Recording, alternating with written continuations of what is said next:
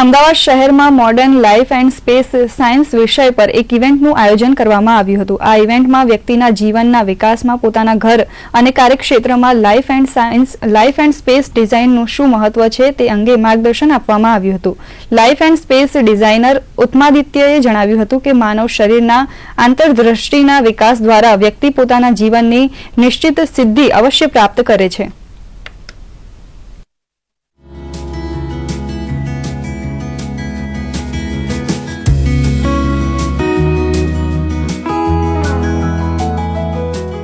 એટલે મારો મેસેજ એ જ છે કે જો જીવનમાં લાઈફ પ્લાનિંગ પર ધ્યાન આપવામાં આવે તો તમારી બધી જ ડિઝાઇનર વસ્તુઓ કરતાં એ બહુ જ મહત્ત્વનું અને ઇમ્પોર્ટન્ટ એરિયા છે તમારા લાઈફનો, જેનાથી તમારા લાઈફની ટોટલ ક્વોલિટી ચેન્જ થશે.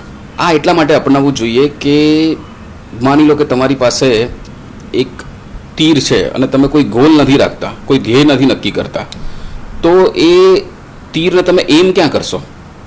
લાઈફ ડિઝાઇન જે છે ને એ તમારા માટે એક એમનું કામ કરે છે, એક લક્ષ્યનું કામ કરે છે. લક્ષ્ય વગરનું જીવન એ નકામું. સો તમે જો જ્યારે એ લાઈફ પ્લાનિંગ કરવા માટે તમે જ્યારે બેસો ત્યારે તમે તમારા લાઈફ વિશે વિચારશો, અને જ્યારે તમે તમારા લાઈફ વિશે વિચારશો, અને કોના માટે સૌથી વધારે ઇમ્પોર્ટન્ટ છે? ઓફકોર્સ બાળકો માટે. કારણ કે જેટલું જીવન બાળકોનું બાકી છે એટલું જીવન બીજા કોઈનું નથી બાકી. એમની પાસે વધારે વર્ષો જીવનના જીવવાના બાકી છે, એટલે એમને એમનું જીવન વધારે પ્લાન કરવું જરૂરી છે.